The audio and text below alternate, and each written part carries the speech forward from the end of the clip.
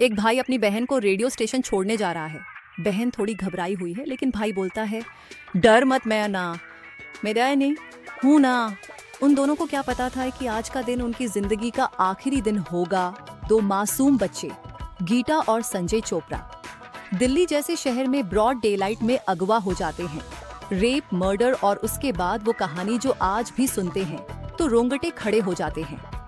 ये सिर्फ एक क्राइम स्टोरी नहीं है, ये कहानी है सिस्टम की नाकामी की, लोगों की खामोशी की और दो बच्चों की बहादुरी की। मैं हूँ एके और आप देख रहे हैं amazing info by AK.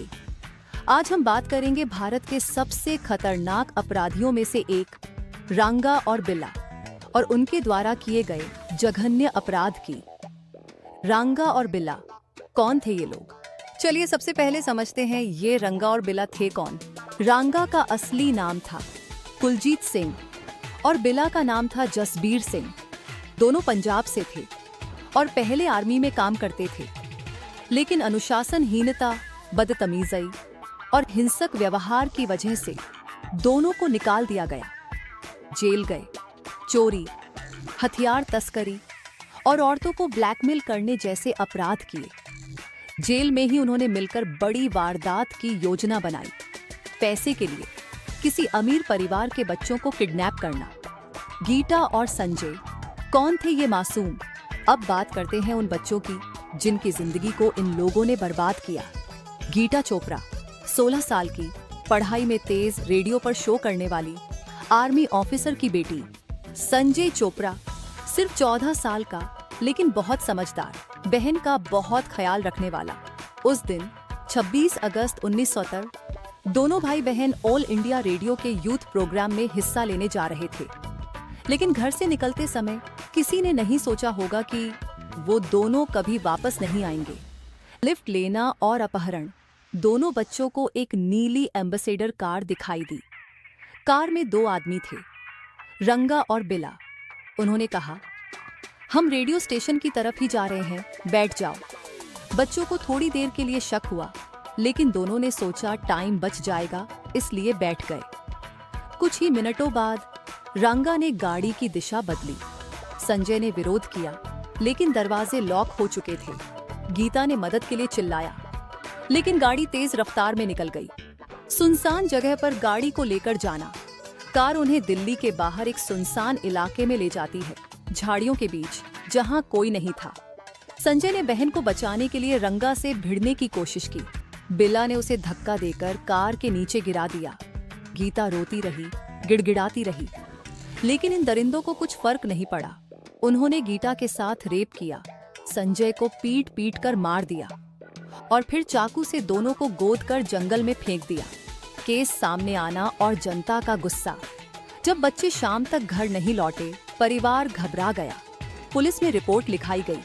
Delhi police ने जगह जगह तलाश शुरू की, लेकिन असली सुराग तब मिला जब एक ज्वेलर ने पुलिस को बताया कि एक लड़का गहने बेचने आया था, जिस पर खून के निशान थे।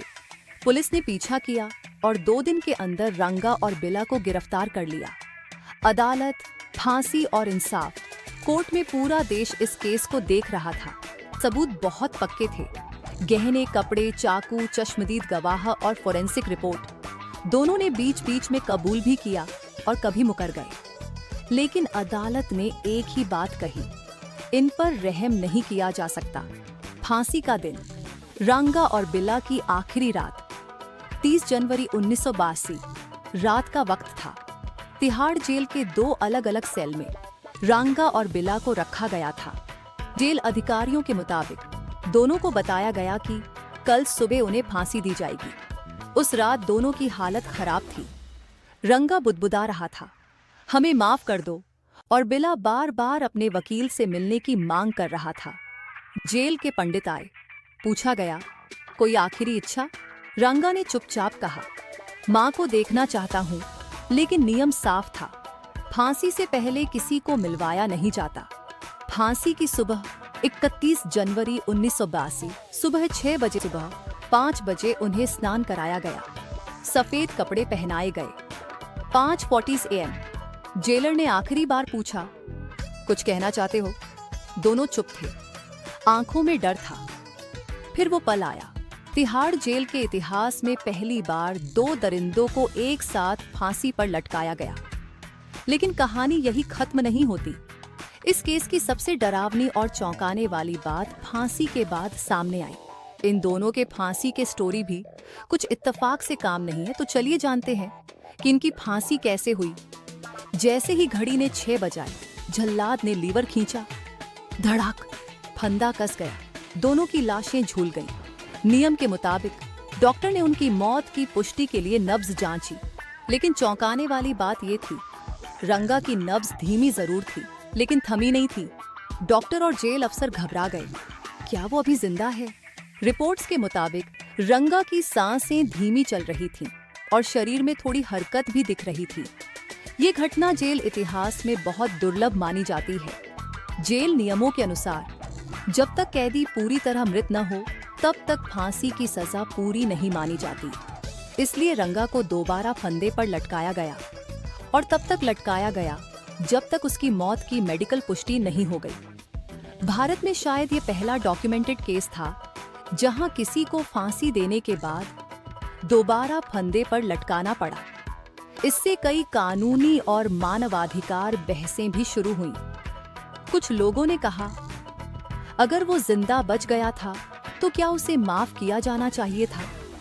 लेकिन कोर्ट और कानून का जवाब साफ था। फांसी तब तक पूरी नहीं मानी जाएगी जब तक कैदी की मेडिकल तौर पर पुष्टि न हो जाए कि वो मर चुका है। ये घटना हमें ये भी सोचने पर मजबूर करती है, अपराध कितना भी बड़ा हो, लेकिन फांसी जैसी सजा भी कितनी गंभीर और दर्दनाक होती है। और सोचिए, जब रंगा खुद मौत से डर गया तो गीता और संजय जैसे मासूम बच्चों ने कितनी पीड़ा सही होगी। रंगा और बिला को फांसी से सजा मिल गई, लेकिन असली इंसाफ तब होगा जब समाज इस तरह की घटनाओं को रोक पाए। तो अगली बार अगर आप किसी को खतरे में देखें, आंखें फेरिए मत, मदद करिए, क्योंकि चुप्पी भी अपराध होती है।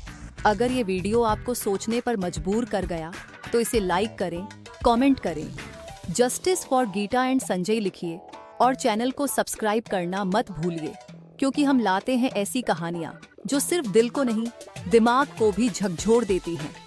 मैं हूं एके और आप देख रहे थे अमेजिंग इन्फो बाय एके।